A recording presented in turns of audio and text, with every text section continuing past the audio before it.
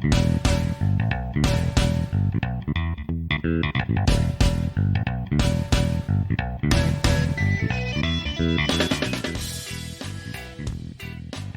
Brian, and hey listeners, welcome to the 96th episode of The Goods, a film podcast.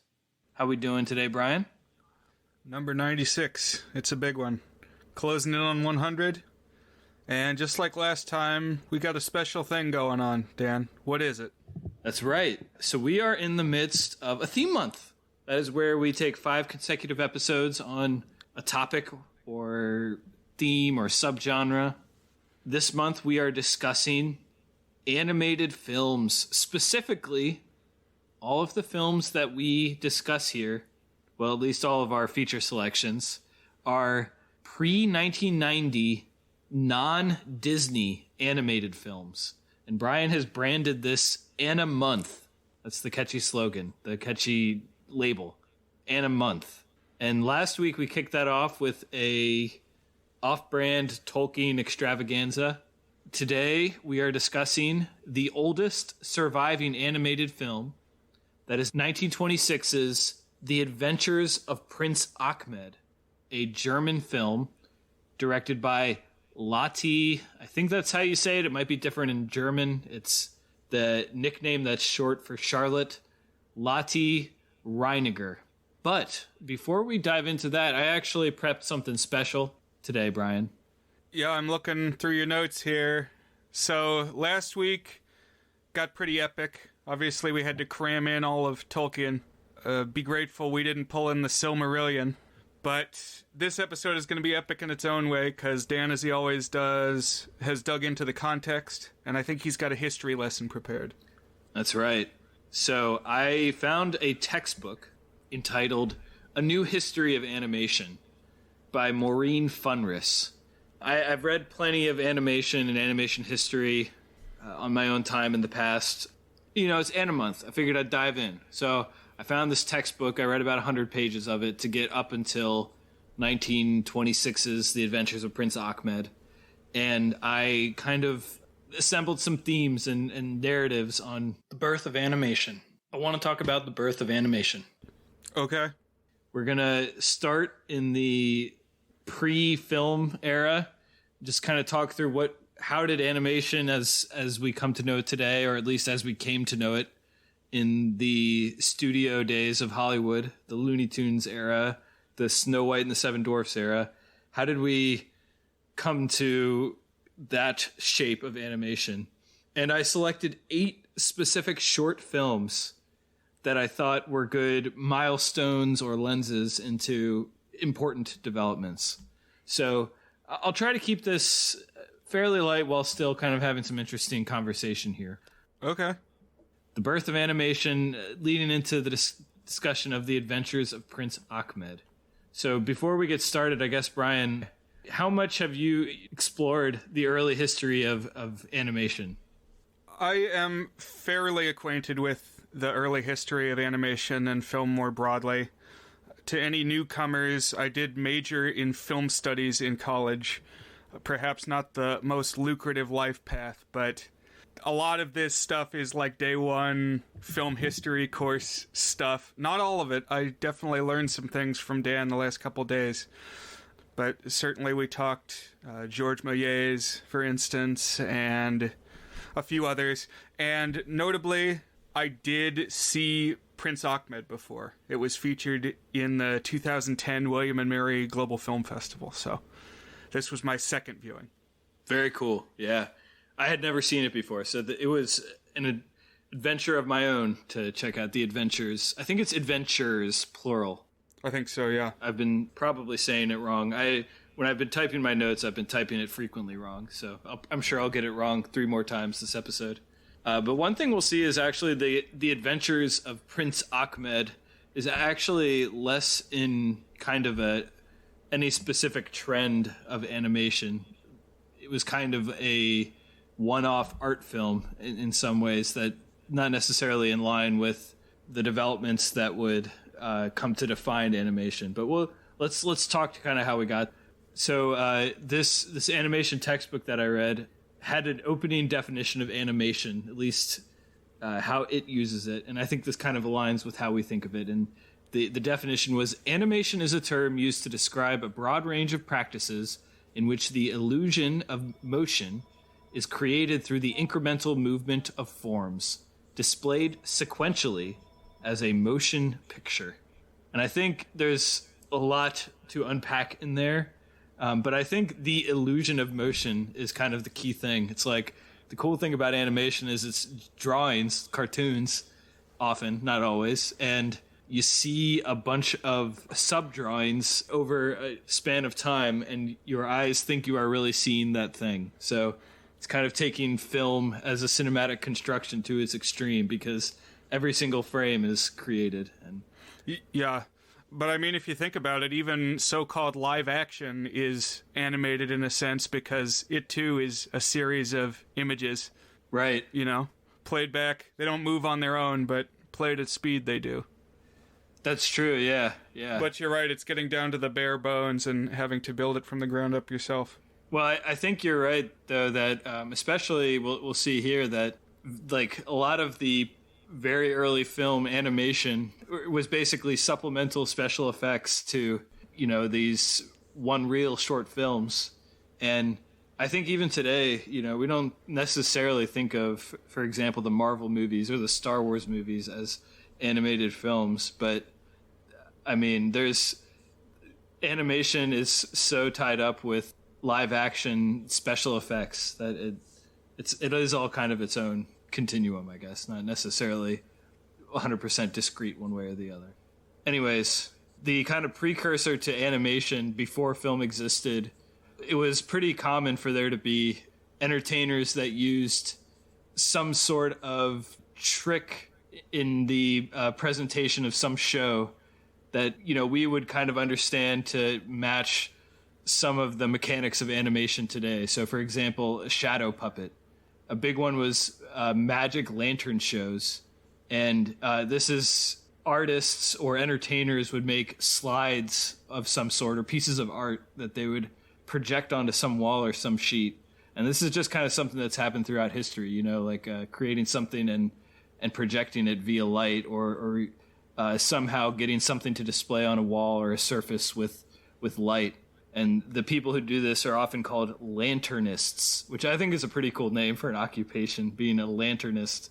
And I think a lot of what these magic lantern shows did are kind of analogous to like a magic show, or you don't really see vaudeville as much anymore, but like these people who would kind of put on these entertainment bits where they bring in all sorts of different visual gimmicks to kind of entertain large audiences. My favorite example of a magic lantern show in pop culture is the Strangers Like Me song in the Disney Tarzan, when the porters are teaching him about civilization using the magic lantern. That's awesome, yeah. Around 1800, there was one particular trend of doing spooky magic lantern shows that were called phantasmagorias. And that was, again, right around 1800 that those were a trend in Europe. The next kind of step towards animation as we come to know it is the zoetrope, which is a little device that was really popular in the mid-1800s with, I think, the upper class. And basically what this is, it's a little thing that has a kind of a loop via images where it'll have some number of frames, maybe a dozen or 16 or 20 frames of images that when you spin it, it's kind of in a cylindrical shape. It will create an illusion of motion because there's like carefully placed slits in the zoetrope, in the cylinder, such that it tricks your eyes into thinking that you're seeing those frames in continuous motion. So it's basically creating the illusion of animation, but just via this little handheld gimmick device. So Brian, have you ever seen a zoetrope before or used a zoetrope? Yes, so I've seen these set up at like children's science museums. They tend to take up space. I mean, they don't always have to. It's a drum that's got drawings or some other kind of figure depiction on the inside that can then spin, and as you say, you look in through a slot. So yes, I've seen them before, is the short answer. I guess not necessarily handheld, but could be, like you said, like the size of a small piece of furniture or something like that. Mm-hmm. And it's kind of a more sophisticated version of like a flip book. So I don't know if you ever had flip books when you were a kid, Brian, but my parents got me one time, and they're pretty nifty. It's like a book, mine was like a square, like 3 inches by 3 inches, and you flip it like almost like you're flipping through a deck of cards. And as you're going through them real fast, it looks like you're seeing. They're designed in such a way with the pictures that as you flip through them real fast, it looks like something is moving. And then I've seen other versions of that. Like there's a popular kids book series, or a kids book author named Dave Pilkey or Dav Pilkey. I don't know how you pronounce it, but he does the Captain Underpants books, and they have like mini flip book sections in those. I always loved those. Yeah, I was very big into Captain Underpants, and what I have tried to explain to people subsequently is it was not about the toilet humor. It was the creativity in the books, and the flip book illustrations was part of that. They were also featured in Animorphs, for instance. But I just really liked the storyline that it was about two kids who wrote stories and then found a way to bring the stories to life. Have you seen any of the Captain Underpants movies? Have they made a sequel? Oh. I still need to watch the first one. I think I'm getting it mixed up with Diary of a Wimpy Kid. Maybe there's only one. Yeah, Diary of a Wimpy Kid was a little later, although I guess the Captain Underpants movie just came out. But gotcha. I know they had Weird Al do the theme song, so I have heard that. And speaking of Weird Al, the Weird Al trailer dropped today. Did you see that yet? Yep, I've had about 4 people send it to me. But I am excited. Definitely going to check it out. It looks like it is as much a parody of biopics as it is a biopic itself, so it'll be interesting. Could be up our alley. Could be the new Walk Hard. Who knows? I think Weird Al is involved with the creation of it, so hopefully it will do him at least some honor. Mm-hmm. But an argument that this book that I read made is that the real kind of turning point that got us towards animation as we know it today, even more so than these little gimmicky things and Magic Lantern shows, was everything that was happening with the Industrial Revolution. One being making it easier to get things printed, which basically made comic book artists and sequential art creators of all sorts a much more viable and prevalent thing. So you had a lot more people toying with like early comics or creating illustrations for books. And so this kind of had people really thinking about the notion of what is the implied motion from one picture to the next picture. So really thinking about like how you have motion suggested from one frame to another frame.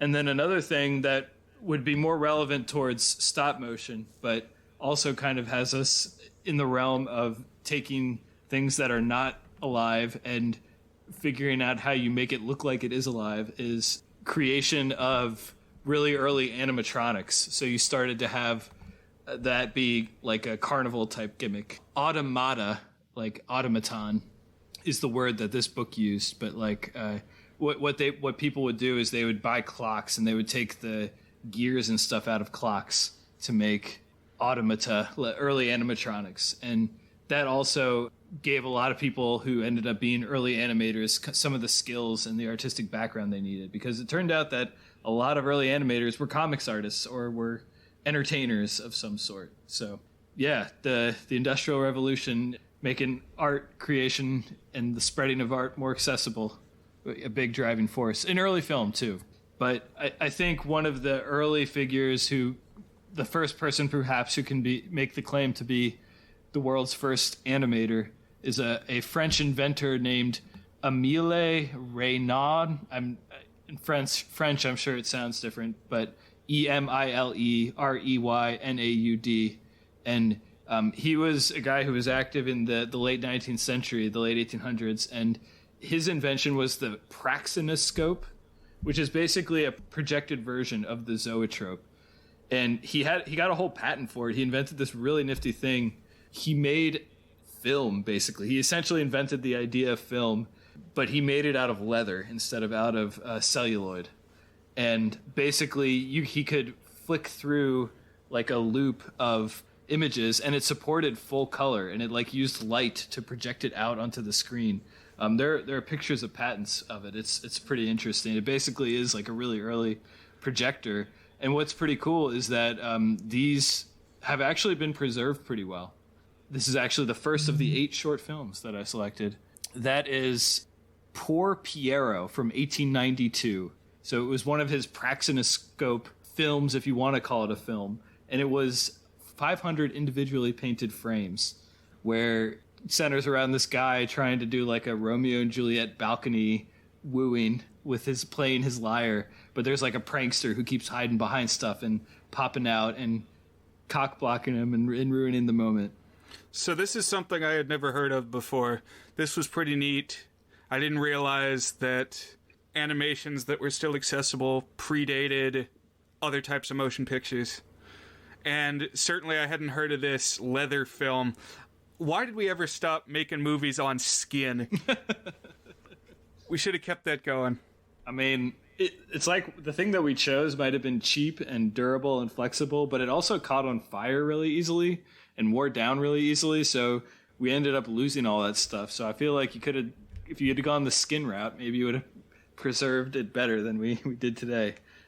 Maybe human skin, Brian, I don't know. Like, what if every time you made a movie you had to slay a human to get the film? It's worth considering. Did you watch this one, Brian? I did, just because it sounded really novel. Yeah. It's pretty simple, but it's cool that it's in color. Right, because you wouldn't see color stuff for a while after this. After they got into proper celluloid film. Yeah, 1892. 1892. That's a long, long time ago. It's pretty insane. That's, what is that, 130 years ago? Wow. Yep. Jesus. Shortly afterwards, so when was the, what are the name of the brothers who did the actualities?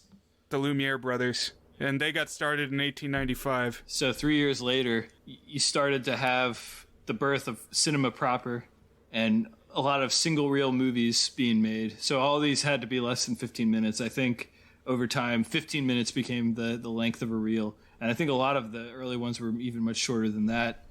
Of course, the first one you had didn't really have any special effects. It was they called them actualities, just stuff in motion. But pretty quickly you got filmmakers who were figuring out how to use special effects and manipulate the image in some way. And they started making what became known as trick films. There's a lot of famous trick film makers. Edwin S. Porter, he was an American. He made the first Western, a Great Train Robbery, I think. And then another one was Arthur Melbourne Cooper, who brought stop motion in as part of his trick films. And then, of course, George Méliès, who I feel like we got to talk about maybe in depth some more, but, you know, one of the early fabulists and geniuses of film, made the Trip to the Moon. And then someone who sometimes gets called the grandfather of animation is W.R. Booth, another English filmmaker. So my second of the 8 films in animation history I picked was one of these little trick films. This is from 1900, so 8 years after the Praxinoscope film. And this is called The Enchanted Drawing by J. Stuart Blackton. So this one is pretty nifty, but it's kind of in the realm of a lot of trick films that you saw at the time. So a man, he's drawing on a sheet of paper, and he kind of interacts with the drawings like he draws a wine glass, and then he reaches for the wine glass, and then all of a sudden he's holding the wine glass. And he draws a cartoon character with a cigar, and he reaches in and he grabs the cigar, and now he's holding a cigar, and the man now has an angry face. So this mini subgenre has been subsequently labeled the lightning sketch animation, where like a person drawing something and that drawing come to life is apparently like a popular subgenre of the trick film. Yeah, so I had not seen this one before, but I've seen similar things. I know there was like a famous Daffy Duck with a similar angle that would come much later. But around this time, I remember a series called Out of the Inkwell Looks like it was done by the Fleischer brothers starting in 1918, but it had characters interacting with the artist, hopping out of the inkwell and being changed by the drawing of the pen. I always like this gimmick. It's like very meta, where someone making art, particularly if it's a movie, making a movie or making something, and that thing comes to life within it. It's like we've talked about a couple of them. Like Scream 2. Yeah. All the Screams. I feel like there was one specific one. Oh, Teen Beach Movie. Someone went into the movie. That's what it was. Right. But it wasn't too long before, like, proper animated films, not just special effects or, like, stuff that's within the frame, started being made. And a couple of artists really started focusing on making these fully animated films. So the two most influential, very early, proper animated film animators. One was Emile Cole, as a French guy, and he was like in an absurdist movement of European art, but he also happened to make these films. And then the second is Winsor McCay, who was also a very influential comics artist. Right, he did Little Nemo. Yeah. So I picked two films from here to kind of show the growth that went on in the first 2 decades of the 1900s. The first was from 1902. So this was kind of 2 years after the Trick film and 10 years after the Praxinoscope film. And this was called Phantasmagory. And according to this textbook I read, this is considered the oldest surviving fully animated film. Although, like, the first 5 seconds still has that thing where it shows a guy walking up and drawing it. So it really isn't fully animated, but it is after, like, the first 5 seconds. So this one was only 2 minutes long, and it's this... It reminded me of Harold and the Purple Crayon, because it's, like, very simple line sketches, and it doesn't really have that much of a plot, but, like, the things kind of change shape, and the reality changes as the things that have been drawn kind of, like, reshape themselves. So it's kind of an interesting exploration of, like, the nature and the limits of animation as something where you can create whatever you envision that doesn't have to adhere to physical reality. But it also feels like just kind of primitive and weird and out there compared to more narrative stuff. And then the one I picked from later was the McKay. And this is one, if you've ever read about early animation, you have possibly seen mentioned before. This is Gertie the Dinosaur from 1914. So this is 12 years after that first Phantasmagory, the first animated short. And this is one that was popular enough and has endured in the public consciousness enough that sometimes people incorrectly call it the first animated film ever. But it might be the first masterpiece of animation ever. McCabe made really interesting and really compelling short little films. So, Brian, have you seen Gertie the Dinosaur before? Yes, so another reason that I have a pretty good familiarity with this super old stuff is because of my public access TV show, which drew heavily on public domain films. And anything before 1922, at least for a long time, that was the rule. If it's 1922 or earlier, it's public domain. And that's because it had to be 75 years after release. Only then, in 1998, Disney and some other big corporations lobbied Congress, and they added a 20-year extension. So from 1998 to 2018, nothing new entered the public domain. And as of 2018, now each year stuff is entering again. And so we're creeping up on one of these films you're going to be talking about here pretty soon. And we'll see what happens in about, 3 years. But as of now, stuff's entering the public domain again. But yes, I've seen Gertie the Dinosaur because I featured it as the credit sequence of Count Gauntlet's Horrors from the Public Domain, episode 28, which was the dinosaur-themed episode. That was back in July of 2015, so it's been a little while. That's awesome, yeah. So Gertie the Dinosaur, it shows a dinosaur emerging from the woods, and so the premise was Winsor McCay actually had a show that he would take on the road, and he would talk to the dinosaur, and it would seem like it was obeying him. But it subsequently got turned into a film that could be screened at theaters without him. So they added in intertitles and they added in an intro of him essentially explaining that premise. And it's just so much more sophisticated visually than anything else we had seen thus far. Like really incredible character animation. Like it seems like an animal actually moving. And apparently he based the movements off of his own cat, like watching him and like modeled the movements off of it. And it is fairly naturalistic as far as a dinosaur cartoon from 1914 could be. And so one thing is I have this book called The 50 Greatest Cartoons, and it was made by a bunch of animators. Like this group got together and like picked their favorites. And so the top 50 ranked short cartoons from animation history. And this one was picked as number 6 in that poll, which I thought was pretty cool. He had to draw every single frame by hand. And when you're talking 20 or 24 frames per second for like a 6-minute film, you're talking, thousands and thousands of redrawing. Even if you're tracing it, that's going to take forever. So the next big leap came with the concept of cells, which is basically you have a transparent layer and the only thing you redraw is the thing that changes. So you're not redrawing the entire frame. You're just redrawing, for example, a character who is moving. Or you could have the foreground be still and you could be redrawing or moving around something in the background with these transparent sheets. And so there are these two businessmen and animators named J.R. Bray and Earl Hurd who started an animation studio. And one thing I thought was kind of wild is they just patented the idea of cells. So for about 20 years, the only way that you could use cells if you were some filmmaker is to pay a licensing fee to this studio to use this technique since they had it patented. But they ended up hiring a whole bunch of animators who would go on to be like really influential in this first 30 years or so of animation. They got the Fleischer brothers who made Betty Boop and Popeye, Paul Terry who made Mighty Mouse, and Walter Lantz who made Woody Woodpecker. And so the next short film I picked is an early cell animated film, which is called Farmer Alfalfa Sees New York. And that was actually made by Paul Terry from the studio in 1916.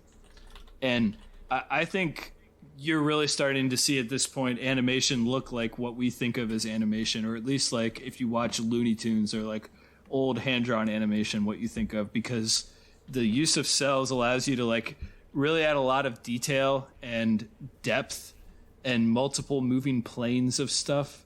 And they could churn it out a lot faster because you only had to redraw little pieces of it at a time. So it's really interesting to see it kind of come into maturation and fruition here pretty early on. And this is right around the time that the proper Hollywood studio system was forming. So it became important to churn these out because there was just this huge appetite for films in these theaters. And with that came the need for like franchises and recurring characters. So like this late 19 teens is when famous characters started being invented. The first of these was Felix the Cat. And so I picked a 1919 film that is Feline Follies. So this introduced a character named Tom, who would end up becoming Felix the Cat. And according to this book I read, Felix is the first iconic character created originally for animation. So prior to this, there were recurring characters, but they were based on comic strips. But Felix was the first one that was like an animated franchise, an animated character.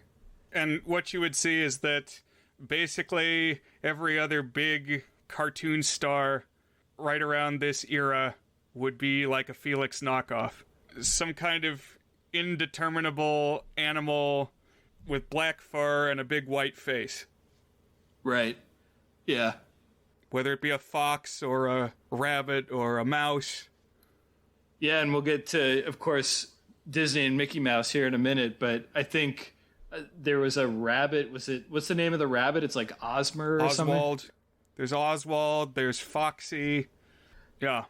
And they didn't want to be sued, but they wanted to basically ape the look and style. But one interesting thing about a lot of these early shorts that I've discovered is they're kind of horny. I think they were mostly made for adults, but I really noticed it in this one Tom is he's a tomcat, of course, trying to get with a female cat, and there are these mice that keep pranking him, and these humans that keep like throwing stuff at him and making him angry. And eventually he does get with the woman cat, and then the punchline is he comes back some time later and sees that there's a whole brood of kittens that he has to take care of. So what does he do? He goes and he kills himself. Sticks his head on a hose and kills himself. The copy I had abruptly cut off, so I don't know if there was like a smash to credits or something there. But the height of hilarity. One thing you'll also notice if you watch a lot from this time is the rubber hose animation style, which is where the characters had really bendy bodies, like kind of long tubular limbs that would get all wiggly waggly. And this was like for an exaggerated slapstick effect to like make distinct and comedic character animation. I also think of one of the early Disney shorts, which was the Skeleton Dance, as kind of an example of this style. Yep. A lot of stuff around this era. Like, think of an old cartoon in your head, and this is probably the type of stuff you picture. Seen recently in the tribute series Cuphead. Yeah, I haven't played Cuphead, but going through it this week makes me want to go and check out Cuphead. There was also like a really early Disney branded game called Epic Disney, which had like Oswald the Rabbit in it and other stuff too. So everything we've been talking about so far has been shorts. But right around this time, like the dawn of the 1920s and the early 1920s, is when some people tried to start making feature-length animation. But it wasn't happening in the studio systems. It was happening by like individuals, and mostly foreign individuals, basically doing it out of works of passion, maybe very small studios. So turns out the first feature animated films ever made, there were two of them made by an Argentinian animator who I had never heard of before this week when I was reading about it. This guy named Quirino Cristiani. And apparently he also made the first ever sync sound cartoon. But everything he's made, just about everything he's made, has been lost, unfortunately, in two fires from his film vaults. So we basically have no record of it. So even though he made the first ones, they haven't survived, so we can't watch them anymore. So I don't think he gets as much credit as he probably would if his stuff had survived and been restored and preserved the way others from this era would be. And it's right around this time and in this vintage where you have like these ambitious artists who kind of undertake projects on their own, that Prince Achmed was made in Germany, which we're going to talk about here in just a couple minutes. But back in the studio system, the next big innovation was actually getting the noise. It was, talkies. He had the jazz singer. And literally, like when he saw the jazz singer, Walt Disney said, all right, I'm making a cartoon version of this. And it's like, I think within days he was working on Steamboat Willie. So this was the next short I highlighted for this episode. So Steamboat Willie, I assume you've seen it plenty of times, Brian. You've seen it before? Yes. Yeah, I've seen it on the big screen from a projector. This is the debut of Mickey Mouse, 1928. So I believe that 1926 works entered the public domain in January of this year. Things like the original Winnie the Pooh, which means in 2 years, actually, Mickey Mouse is going to be public domain. Supposed to be. So we'll see what happens with that. That's wild, yeah. Yeah, pretty interesting that Mickey Mouse and sync sound in Hollywood animation happened in the same release. Two pretty big things, obviously. The plot of this one, for anyone who hasn't seen it, and I recommend you go see it. I think it holds up. I wrote a review of it a while ago. I gave it a very good, a 6 out of 8. Mickey is a mischievous steamboat worker, and he causes trouble on the steamboat and at some dock. And the gimmick is, of course, there's sound. So he whistles at the beginning, which the Steamboat Bill whistle Disney still uses at the start of some of their movies. It's like their logo. And then also he gets a bunch of animals and like abuses them and whacks them with stuff and squeezes them and makes the music to Turkey in the Straw, which I think it's a very funny little short, and I think it holds up pretty well. And I think it's great that it the use of sound, like he really shows how sound adds depth and character to animation. And that book I mentioned that ranked the top 50 had this one at number 13 on that list. So sometimes you'll hear people talk about the golden age of animation, and I think this is right around when you can say that the golden age of animation started with like the launch of the Disney studio proper. And it also kicked off the Silly Symphony line, which of course would ultimately inspire the Looney Tunes / Merry Melodies line by Warner Brothers, which created many of studio era shorts masterpieces.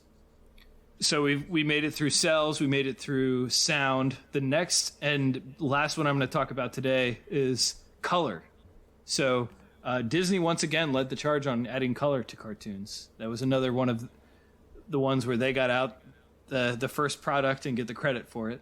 And the way they did it is with the technology for any color film at the time, which was Technicolor, where you basically filmed with 3 strips. I think it's red, green, blue. And we talked a little bit about it in La La Land, our episode then. And then you would kind of merge them, and it would create these bright, saturated colors. And so the last of the 8 shorts that I highlighted is the Disney short Flowers and Trees from 1932, which was the first ever color short, or at least the full color short, which means it had the 3-strip Technicolor. And this is a pretty simple story. There's a tree making music to woo another tree. Here we are with the horniness again, like trying to get with a tree on tree action. And there's a third tree, and he's kind of a grumpy tree. Hey, nothing wrong with getting with a tree if you're a tree yourself. That's what I always say. Yeah. This grumpy tree starts a forest fire because he's grumpy. What I like about this one, even though the story is pretty simple, is it really shows how color can add so much character. The same way that Steamboat Willie showed how sound can add character. The use of like red fire and all the colorful flowers in the forest and the water and the decaying gray and green of the villain.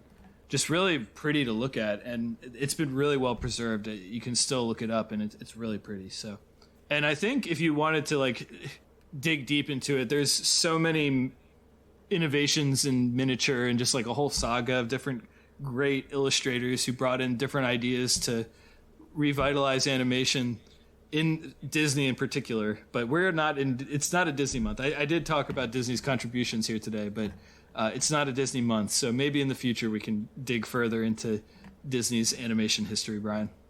Because then you're only a couple years away from Snow White, when feature-length animation was a real thing in the American system. 1937 was the first feature-length animated film in the United States, and that was, of course, Snow White and the Seven Dwarfs. But the film we're going to talk about today came 11 years before that, came before the dawn of sound and animation, and that is, as mentioned, the 1926 film, The Adventures of Prince Achmed. So Brian, what's your experience with The Adventures of Prince Achmed? Well, as I briefly mentioned, this was featured in the 2010 installment of William and Mary's Global Film Festival, which is where I did my undergrad.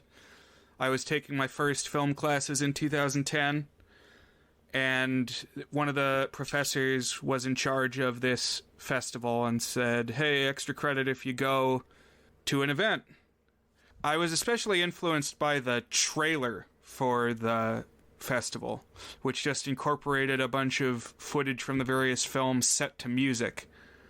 And I was just really intrigued by how it was edited. I watched it a bunch of times. And I did go to some of the events, one of which was the Prince Achmed screening. It was paired with a French short that was also animated, stop-motion style, and it was called The Lion Becomes Old, which featured these anthropomorphic animals, and honestly was also fairly horny. It was like belly dancing lion women. Interesting. So that was stop motion. Is that right? Yes, that one was. And it was harder to dig up the title of it than Prince Achmed. Lots of people talk about Prince Achmed. Not as many talk about The Lion Becomes Old. But interestingly, this one was accompanied by this performance art musician duo called Dreamland Faces. And I think it was a guy playing accordion and a woman playing the musical saw. Whoa. Accompanying this, Prince Achmed. Yes, they accompanied Prince Achmed. There may have been a piano in the mix for Prince Achmed because it was a little longer and they changed it up a little more. But when they played alongside the shorts, there was definitely some musical saw. Wow. So it was pretty cool. I never forgot it. When I watched the film for our podcast this week, though, it's not on any of the streamers. It's not on Netflix or Hulu or any of the major ones, at least. I looked it up on Roku, and it was on the free, I think, TV Time app. There's lots of weird ad-riddled apps on Roku that have a bunch of the old movies, probably unlicensed. But I watched it on there without English captions. So I was able to put my several years of German education to work reading the intertitles. And so I was able to understand more of it than I expected. I think I fared pretty well. If I ever got to a word I didn't know, I brought up my online German dictionary. And I picked up a few new vocabulary words, but more or less, I got through, I think, 80% of it, made out okay. Very nice, yeah. Yeah, so I wasn't sure how it was going to go, but then it got to the first title card, and it said, Gewaltig war die Macht der afrikanische Zauberer, which is, powerful was the might of the African sorcerer. And so I was like, you know what? I think I can do this. That's pretty awesome. And so there were some other title cards that were memorable. There was Bleib bei uns, schöner Fremdling, which is Stay with us, beautiful foreigner. And another one was Die Hexe, der größter Feind der Zauberer, the witch, the greatest enemy of the sorcerer. All great. People say German is an ugly language, but I would say those were some beautiful phrases, Brian. It's like just you pronounce all the letters. You don't. Nothing is ever silent. That's at least convenient, yeah. Right. So a little bit of context on this film.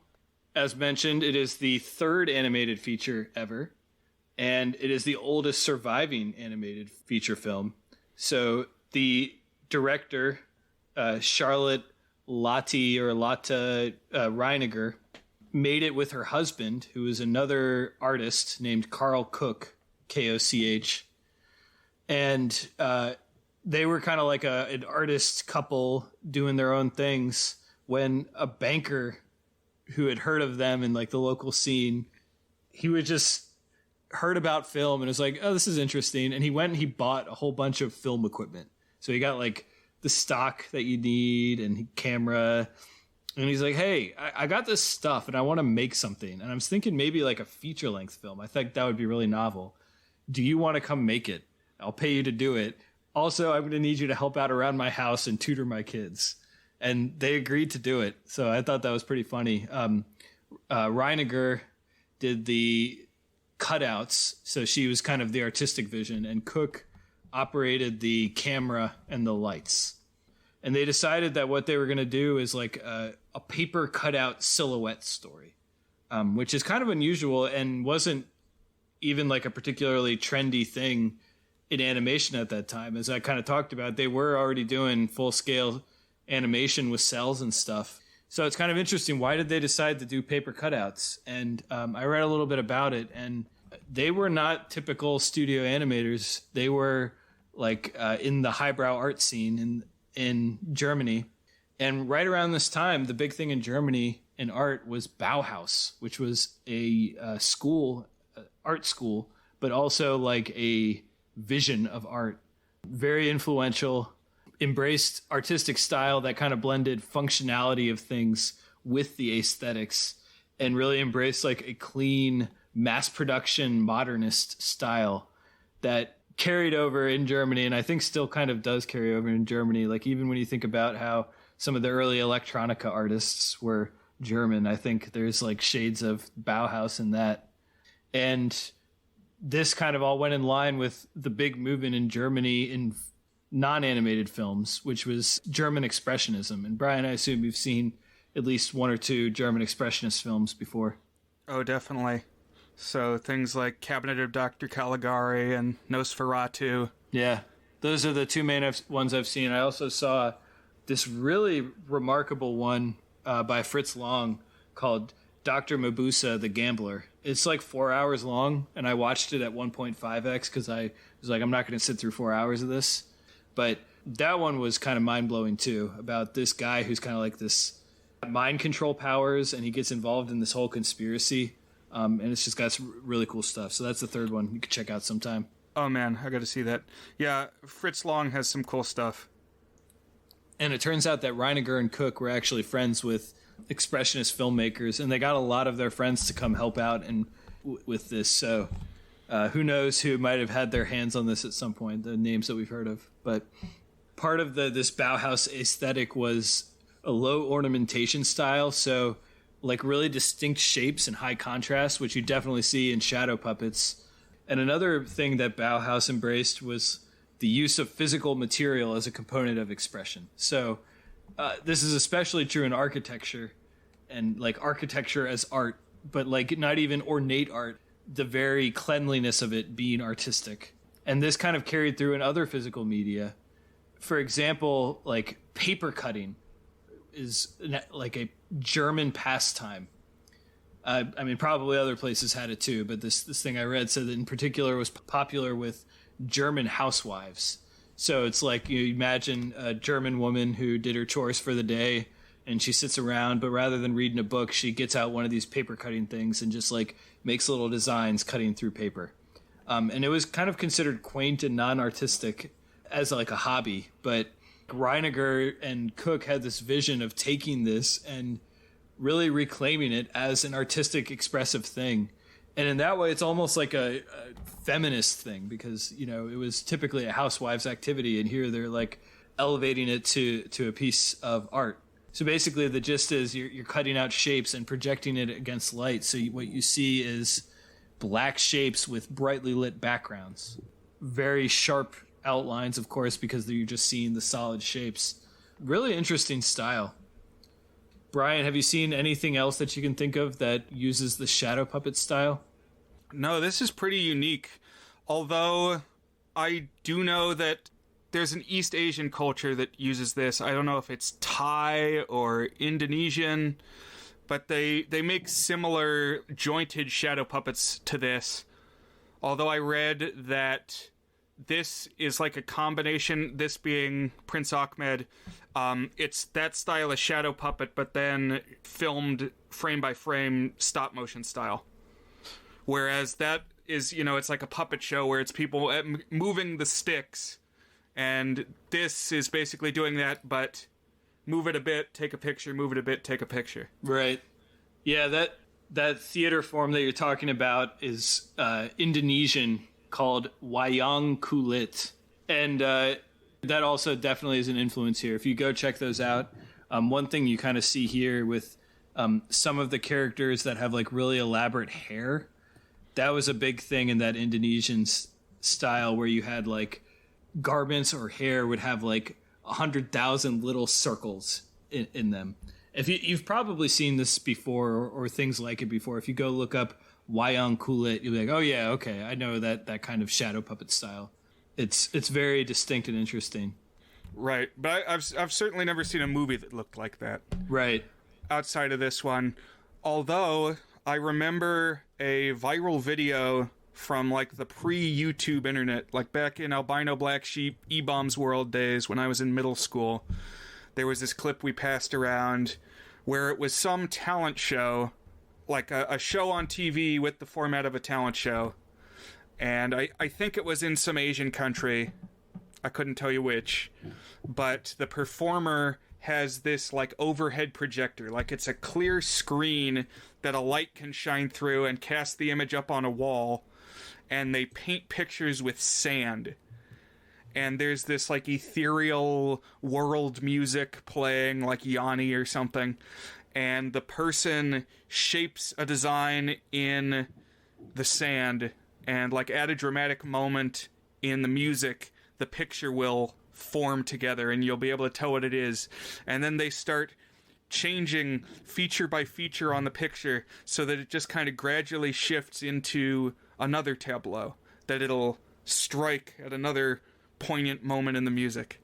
And that's the only other thing I've ever seen like this. Interesting, yeah. If we had a multimedia section to go along with this podcast, I would link to it. I'm definitely going to send it to Dan in the chat.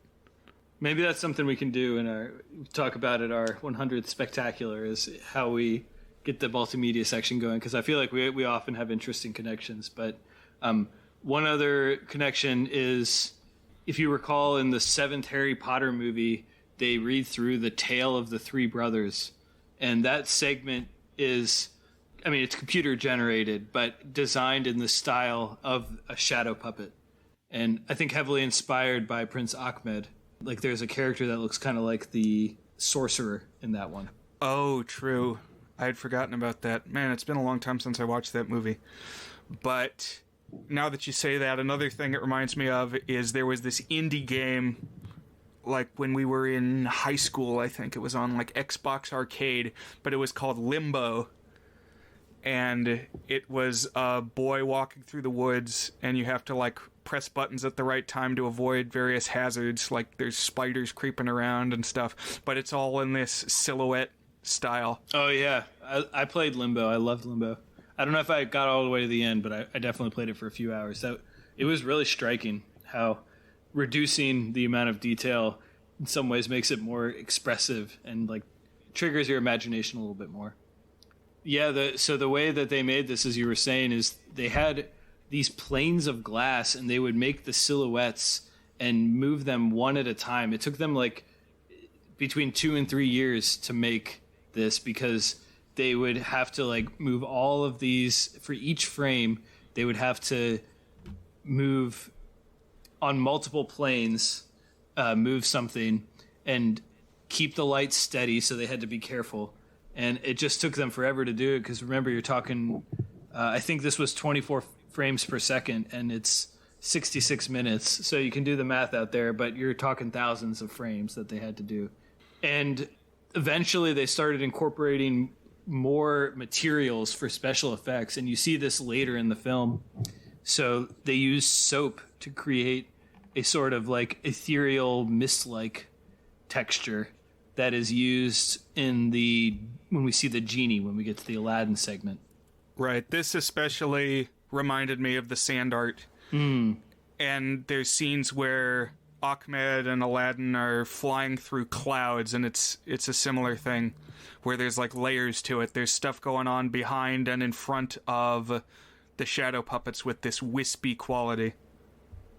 One thing I liked about this is that the score. So I don't know what the version that you initially heard when you saw with the live thing.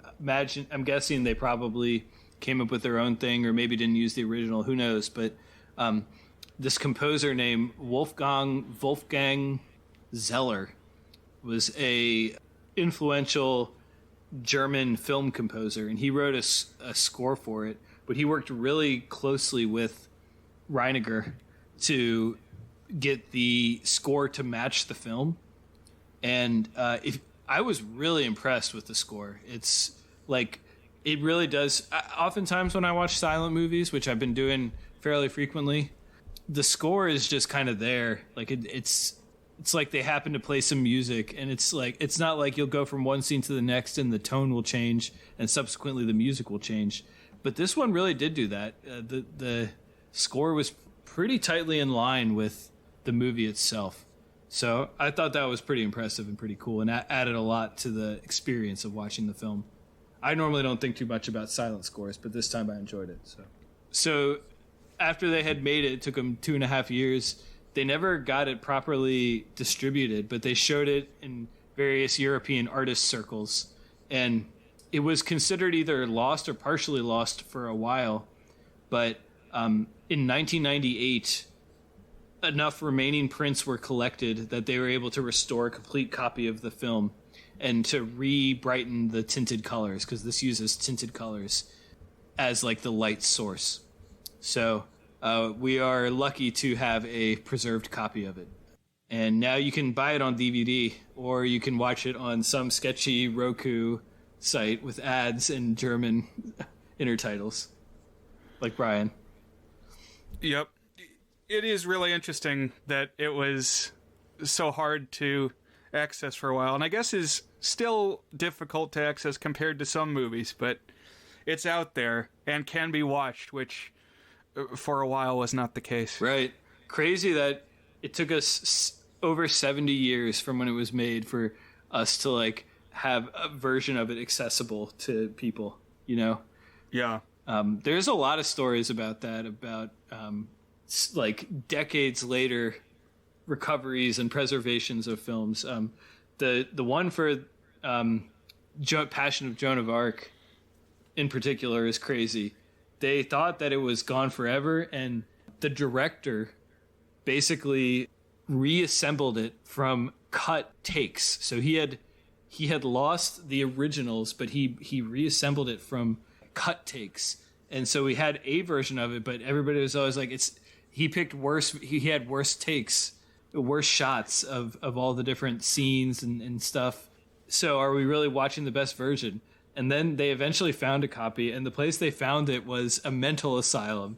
Apparently a copy had been sent to a mental asylum, stashed in a closet. Who knows if they ever ended up watching it there, and was found in good condition. So we actually have a good one of that. But I always love hearing stories of the recovery of lost films. I might have even told that story on the pod before.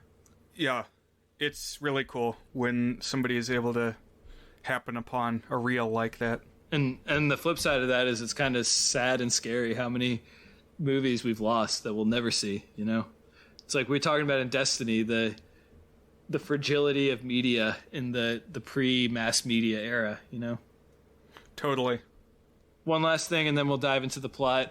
Reiniger and Cook, perhaps unsurprisingly from the background I gave them of being kind of in the snobby artistic circle, were leftists in Germany in the early 1930s. So I think you can imagine that they might have had some political strife.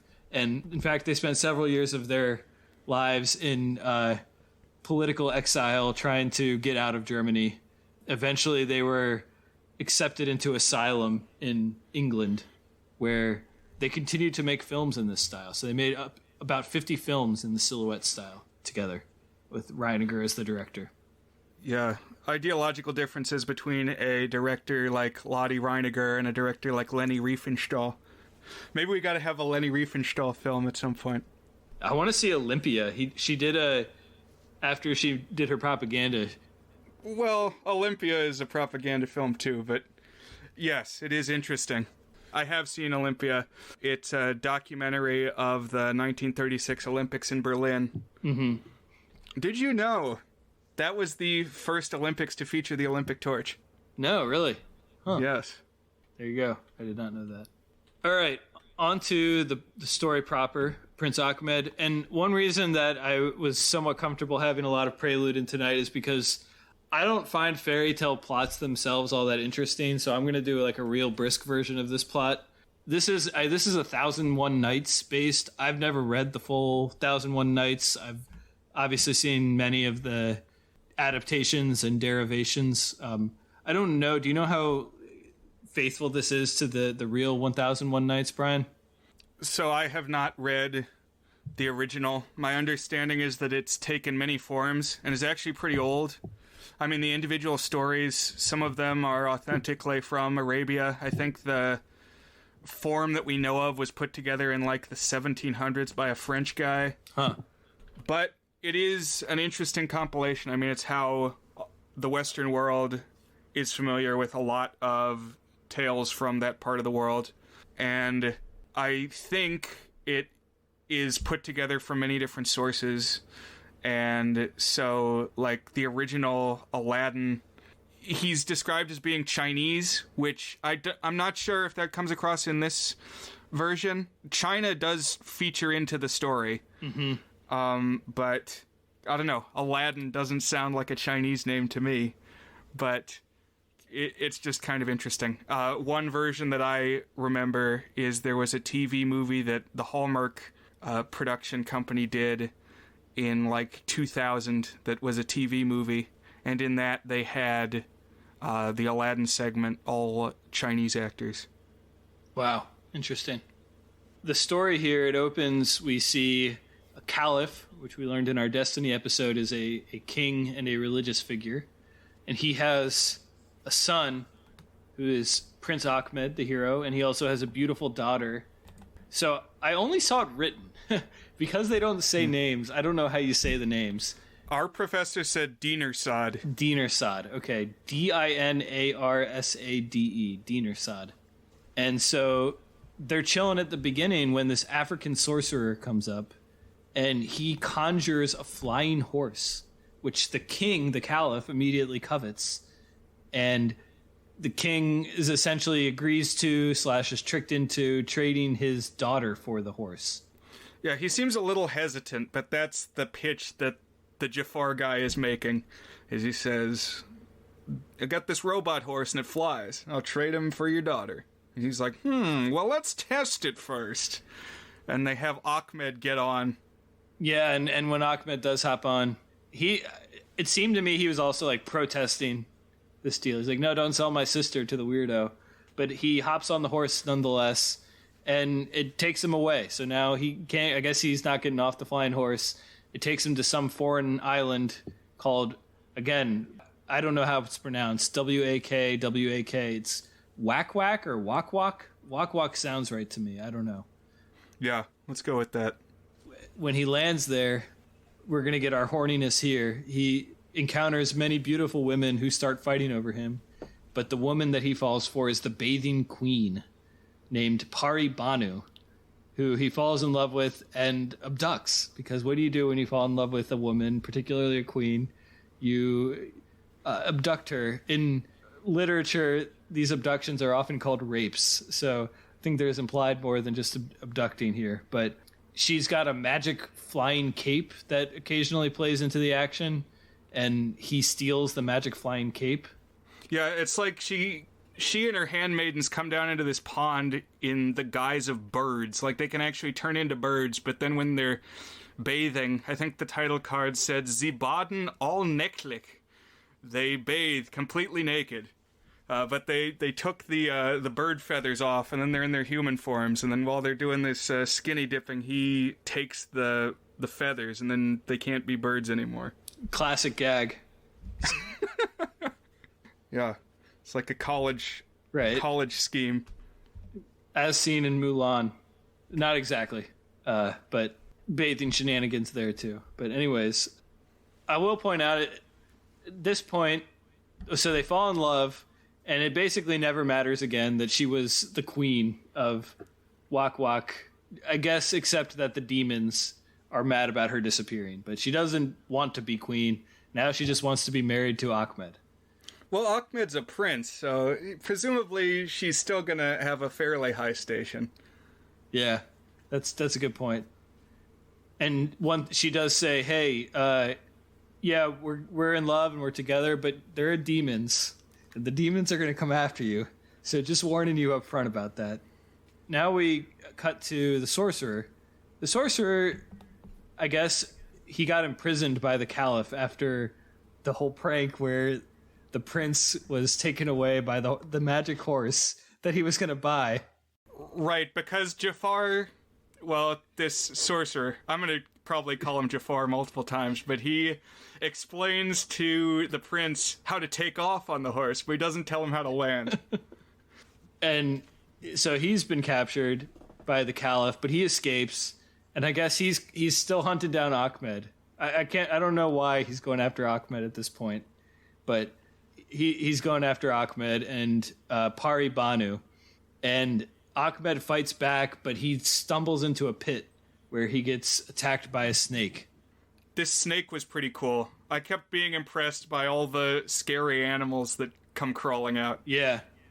Yeah, we haven't really talked much about any of the specific scenes of the animation, but it's really cool. It's like a mix of close-up, like when they're falling in love, we just see the two characters in frame, and the action scenes, there's like the monsters get a ton of detail, and it's kind of zoomed out, and then when he's just kind of wandering and traveling, it's like really zoomed out, and you get really detailed nature, like trees and flowers and occasionally little animals and stuff. Really cool variation of the way things look. But while he's down in this pit, the sorcerer abducts Pari Banu, so the queen, former queen of Whack Whack, and now he takes her to China. So this is where China comes in. And he sells her to the emperor, who, I haven't brought it up, there's a lot of racial caricature built into this kind of story. You Jafar-esque characters. Right, Orientalism. But even you get like African sorcerers too, so there's some of that. The witch is African, but we're going to get to the witch here in a minute. And the sorcerer, after selling Pari Banu, flies back to where Achmed is and traps him under a boulder. This guy's getting around. He's a good traveler. Yeah, the sorcerer is pretty skilled. I mean, he's got all these gadgets. He can whip up spells. He got out of the chains like it was nothing. Like he was just going along with being in prison on a lark. One thing, though, about the Chinese emperor, was a moment when I was reading the subtitles, and something about German grammar is they put the verb at the very end of the sentence. So occasionally what's going on will surprise you. At least if you're an amateur German speaker like I am, German reader. But the sentence was something like, nimmt die Prinzessin zum Kaiser zu verkaufen.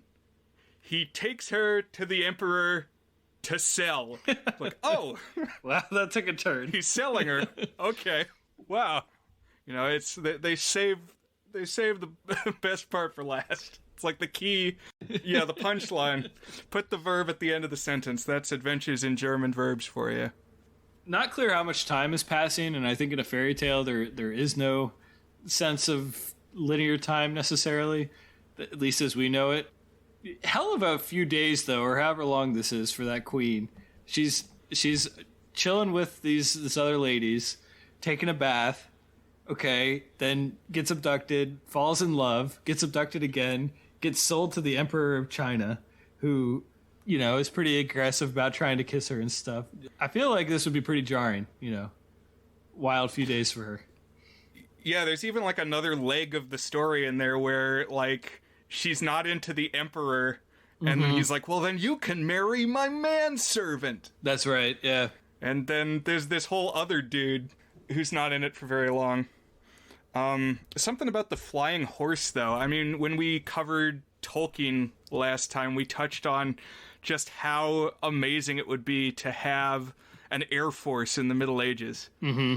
I mean, I just think it's really interesting that whether it's a horse or whether it's a flying carpet, just that this idea of aircraft was in the minds of people long before we ever figured out how to actually get it to work. For sure. And I think even the horse itself is a striking image. I just watched Nope, the Jordan Peele movie. You should watch that one, Brian. I think you'd have some thoughts on it. But one thing we learn in one of the opening scenes is that the main characters are descended from the horse rider in the famous locomotion photography of a horse running. The jockey is black, and so the characters claim to be the descendants of that jockey. Oh. And how the image of a person on a horse has been a recurring thing throughout the history of cinema. Something so poetic about it. Of course, Westerns were the biggest genre in film for, 30 or 40 years during the studio system. B-movie Westerns, the most popular or most commonly made type of film, at least. But once the astronauts went up, children only wanted to play with space toys. No sign of intelligent life anywhere. Oh, man, I love those movies so much. You've been doing the one frame of every Pixar movie, right, Brian? Yes. Yeah, there's so many every frame in order Facebook group, some of which don't actually follow the rules. They just show silly frames. Yeah. But this group actually seems to be going in order. So a couple weeks back I mentioned Bug's Life, and it was solely because I've been seeing this in my feed, just every Pixar frame in order. So now it's almost done with Toy Story 2. Nice. Back to Achmed. Achmed, as you'll recall, was trapped in a rock by the sorcerer. Not in Iraq. He's under a boulder. Thank you. Thank you for clarifying that. That was a Arrested Development-esque tongue slip there. Solid as a rock.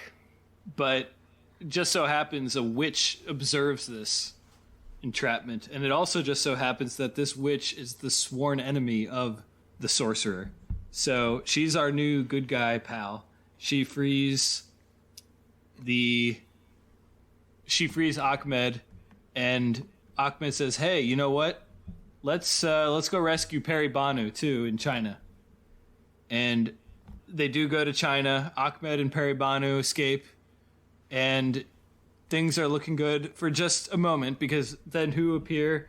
Well, the previously mentioned Chekhov's Wak-Wak demons. They appear, and they capture Peri Banu and fly off with her.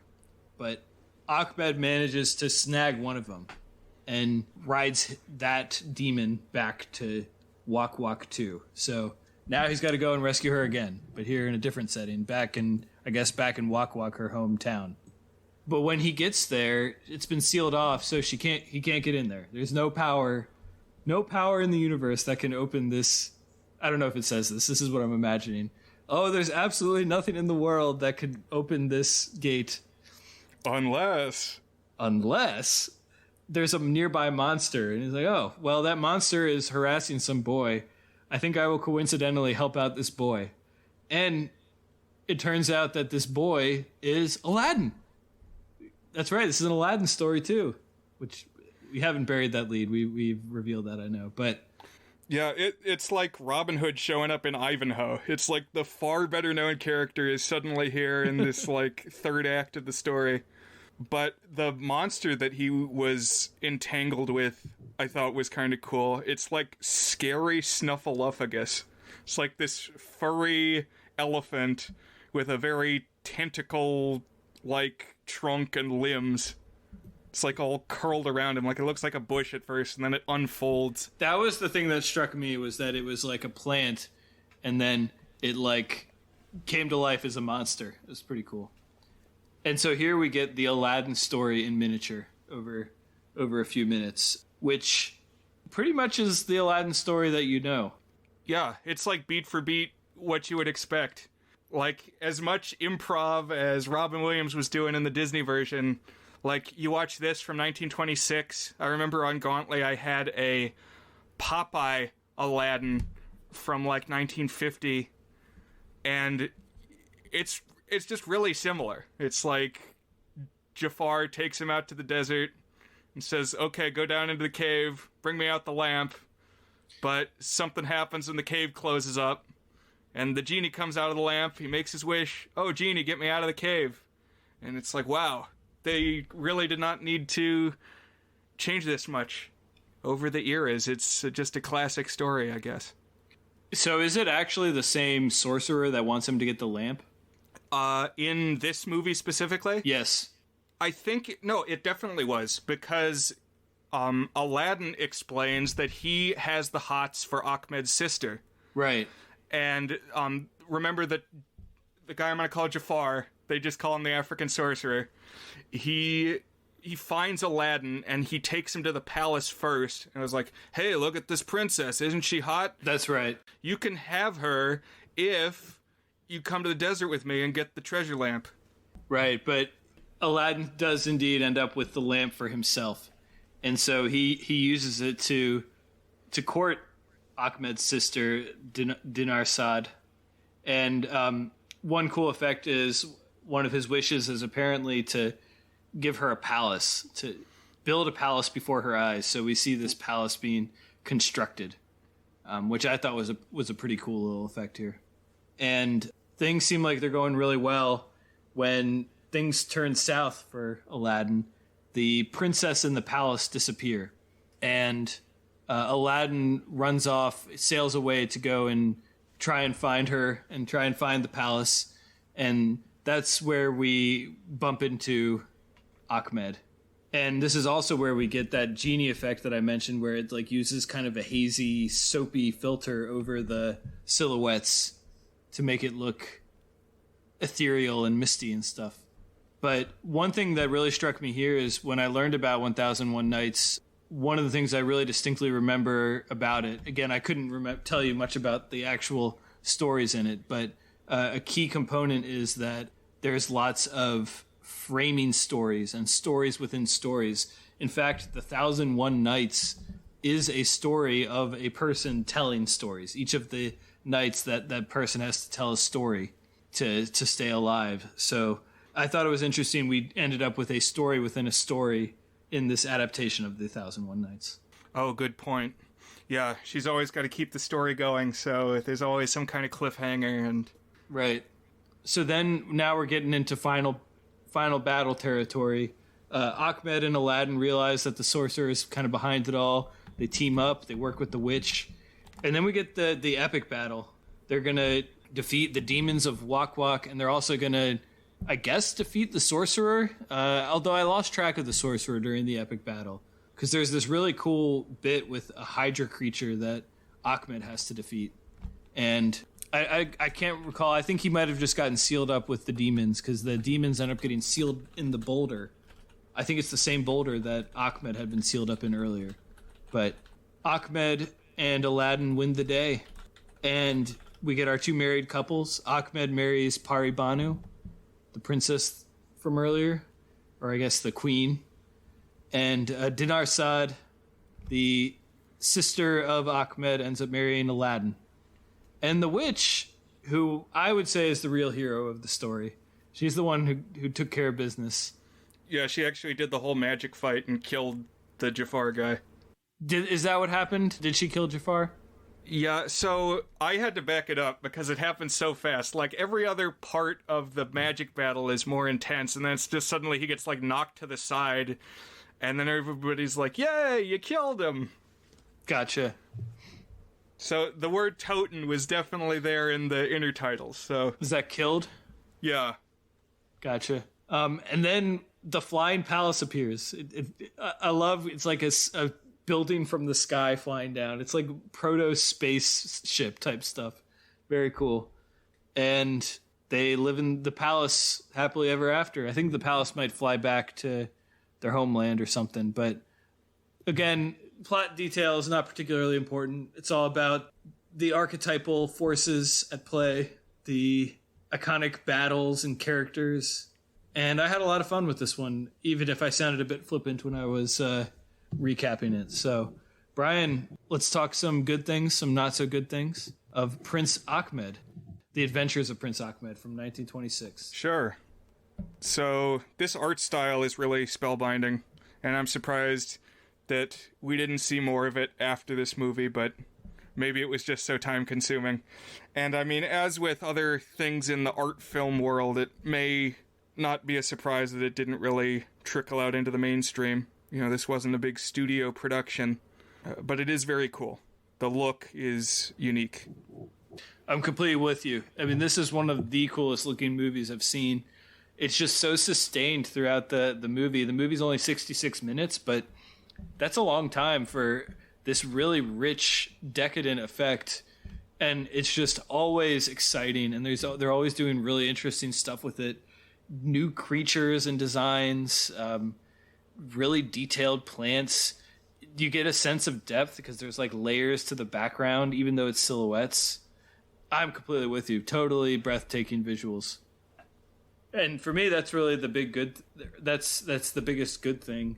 And at 66 minutes, the story moves pretty briskly. It's just all these little set pieces. There's always something happening. There's no time for boredom or anything. So I was thoroughly enraptured. Right. A nice, concise running time. Mm-hmm. Easier to swallow than 9 hours of Peter Jackson Hobbit movies.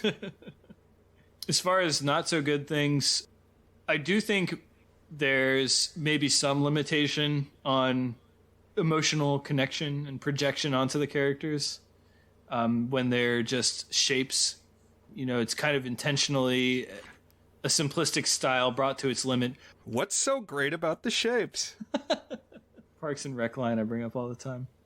I do think they get a lot of expressiveness out of it. So I'm kind of, you know, on both sides of that. I think it's terrific for what it is, but compared to like cell animation, I think you just don't get as much of a sense of a personality as you do. Although you do get quite a bit. So again, cool for what it is. I also have a fairly limited appetite for like fairy tale logic, and also especially like dudes just abducting queens and selling them off to just the stuff that might be deemed problematic. I know that's a part of ancient literature, but it did pull me out just a little bit. And, you know, it is what it is. But that maybe tempered me just a hair. Any other good things or not so good things, Brian? I think I'm ready to pass judgment. All right. Oh, one question, Brian. Is this the oldest film we've watched? It is. And actually, I was looking at the records just today, and Dan has assigned our 3 oldest films to date.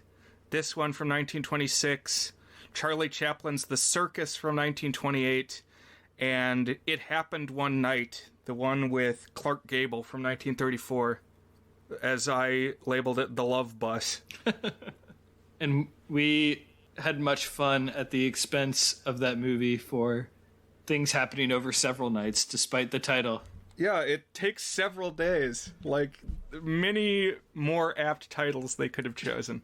Although, I saw someone defending that exact thing online, and their case was that everybody knew that it was specifically about those characters having sex in the pre-code era, and that happens at the end of the movie. So the thing that happened one night that audiences were teased with the title happens in basically the last shot of the movie. Oh, okay. Maybe. It. They're doing it. It happened one night. One other talking point, though, Dan. Yeah.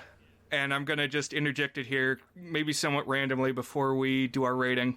But we didn't bring it up when we did Bedazzled, our Deal with the Devil film featured a couple weeks back.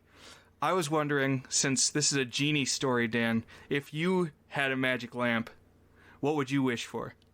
Yeah, it's a good question. It's also maybe a personal question. Oh, not maybe. It is a personal question. It's like, what is your deepest desire? Look in the mirror of Erised. So for me, and, you know, I'm going to assume a good faith genie. I don't need to worry too much about quibbles. Right.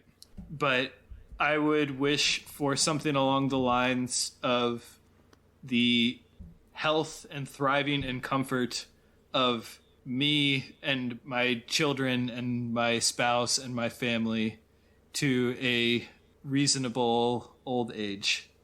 Okay, but say you get 3 wishes, not just one. Okay. So I gave one wish. Now it's your turn to give a wish. All right. So first thing I would do is put the lamp in a safe deposit box and go out and, you know, write up my will and testament, except as vis-a-vis wishes. Just think about for like a year. You know, like, you know, you don't have to claim the winning lottery ticket for a year. It's like you go and you put your affairs in order. So I would write out this long document, thinking through all the potential quibbles of this thing. And I'm also going to assume that we have, like, the rules that the genie gives in Disney Aladdin. So can't bring back the dead, can't force somebody to love you. And can't kill either. Oh, that was the other one, yeah. So taking out your podcast host is off the table. So I guess it's really 4 rules then, is because it also says no additional wishes beyond the 3. So I guess it's really 4 rules that he gives. But yeah, can't kill anybody. So we'll assume that those are in place. So probably it would be big house with the accoutrement needed to provide upkeep for the house. Probably also a nice car as part of that. That's probably wish number 1. Financial stability in as much as I have a landed estate and a car. Okay. So is that one wish? That's wish 1, yeah. Okay. All right, so now I guess it comes to me for wish number 2. Mm-hmm. So for wish number 2, I'm not sure precisely what the route I would get to get here, but the gist of it would be sufficient financial independence and wealth that I can do literally whatever I want with my time. So if I want to do nothing but watch movies and write reviews, I don't need to worry about whether that impacts whether I can feed my family or that progresses my career. Or if I want to go travel for 2 months, then I can do that with financial responsibility. I don't want to be like Bond villain rich. Like I don't want to be Elon or Zuck here. But, you know, I think in the realm of like mid to upper 8 figures net worth would be the sweet spot in terms of not being on the radar for CNN, but being able to do literally whatever I want with my time and my whims. So that would be my, money. Sorry. So that's what it is. Wish 2 is money. Right. I mean, I think that's what everybody's after. And if not money, just the stability and the freedom that it brings. That's the way our system is set up. Is that if people have money, they're free of a lot of the strictures that bring you down. I don't necessarily think about it in terms of like decadent, wealthy things. Just freedom is what I think of. Right. What about you, Brian? What's your second wish? So, realistically, I think once the house is taken care of and you got some land, I think that's a lot of the financial stability squared away. So, probably okay in that regard. I mean, more money is never really going to hurt unless you want to get philosophical. Maybe it corrupts, or as you said, draws too much attention. But let's say I'm good on money after wish number 1.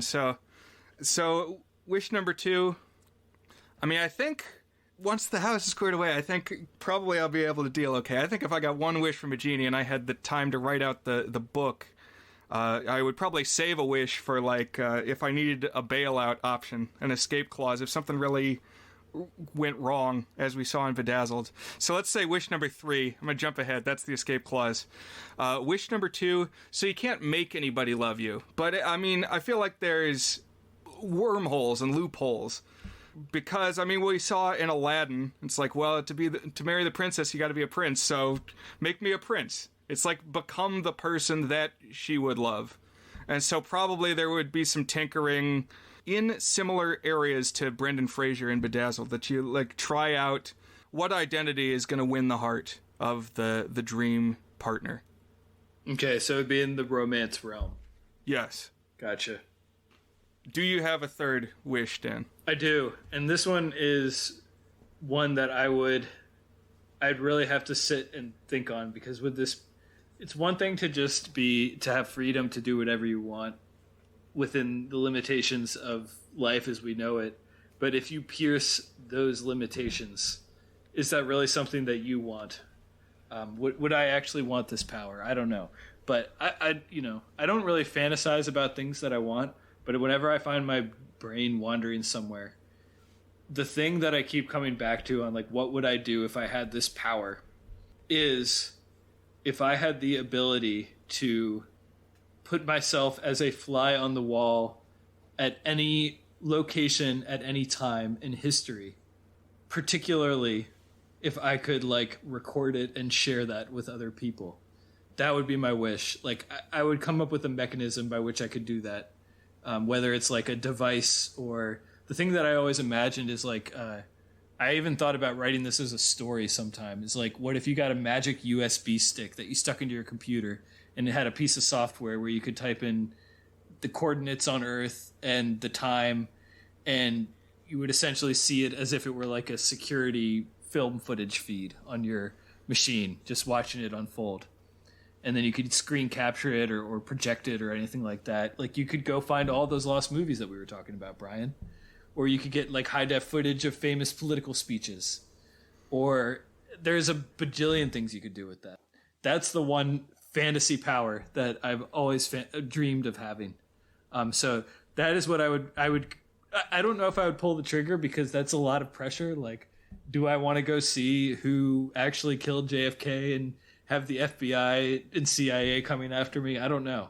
But that, and would I want the temptation to go revisit dark things, moments in my life that maybe are best, having moved past them. Like, humans are not meant to live in the past. Yeah, it would be powerful. I still think I would save wish number 3 just in reserve and never use it unless I really had to. I think there's some strategy to that. But superpower-wise, what I think I would go with is just Minecraft creative mode. It's like, you don't take fall damage, you can go up as easily as you can go left and right. And I guess Minecraft creative mode comes with infinite resources too, so you're good on every front with that superpower as far as I'm concerned. Yeah, you can generate materials. So that's your superpower. That's a good one. I feel like you get into like Ozymandias territory there or no, who am I thinking of? One of the Watchmen. I don't know. It's like, once you have that much power, does anything have meaning anymore? Oh yeah, Dr. Manhattan, I think you're referring to. Right, yeah. He of the blue dong. Yeah. And with that, is it good? Sure. He of the blue dong, yeah. So is it good, Brian? We're pivot back to Prince Achmed. Is it good is our signature section where we each give the movie a rating on our 8-point goodness scale, ranging from very not good, a 1 out of 8, to our masterpiece rating, toward a good, which is an 8 out of 8. So Brian, is The Adventures of Prince Achmed from 1926 good? This was a nice, brisk adventure. I watched it early this morning after I finally was able to track it down. And it was just a light romp. It was good to revisit it. It is really visually striking. Crazy that it's almost 100 years old. I'm going to give this one a very good, a 6 out of 8 on our scale. What about you? Yeah, I'm not sure how much I conveyed this as we were talking through it, but I was pretty bowled over by this, and I am on the verge of an exceptionally good, but I too am going to land at a very high, very good. Upper tier, very good. 6 out of 8 for me as well. Just really stunning experience that holds up and is interesting and unlike anything else you've seen. It's fun to be able to experience this really distinct style. It's very pleasing to watch and have it tell a story and do it succinctly. Some of these old films just get punishingly long. Like I mentioned, that Dr. Mabusha, the gambler, that one is like 4.5 hours or something. Less Vampires, Le Vampire, the French serial, 7.5 hours. It's like, sometimes these old films, even if they're great and they have interesting stuff going on, just not meant to be viewed in a sitting. I like that this is 66 minutes and interesting for those whole 66 minutes. I'm going to give it a very good. And, I mentioned there were 8 short films that I kind of highlighted as little snapshots into our film history. Why the hell not? I'm going to give an is it good for all 8 of those right now, Brian. Here we go. Poor Piero, the 1892 Praxinoscope film. That's getting a good-ish from me. Interesting. Novel, not quite good. The Enchanted Drawing from 1900, the trick film. That's getting a good from me.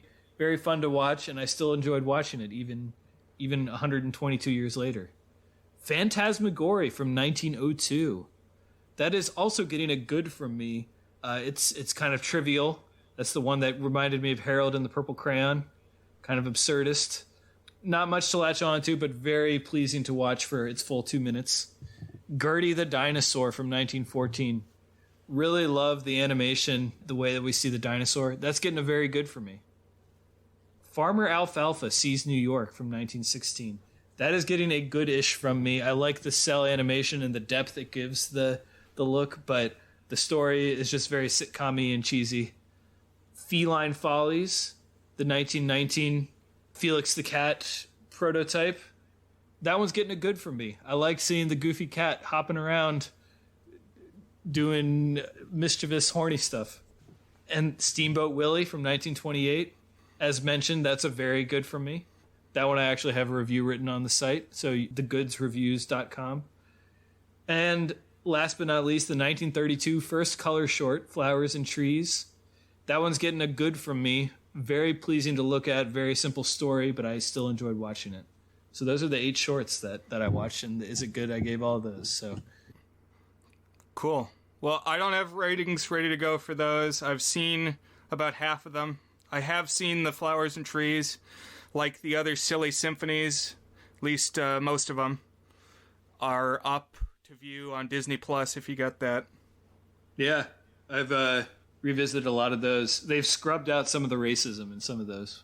Right. I was going to say, if some are particularly culturally insensitive, they may not have made the roster, but yeah. There it is, yeah. But Well, there it is. In the words of Dr. Ian Malcolm. so Brian, thank you for taking a tour on the birth of animation with me, and the earliest surviving animated feature, Adventures of Prince Achmed, which we agreed was a very good film. What are we going to be watching next week, Brian? Oh, man.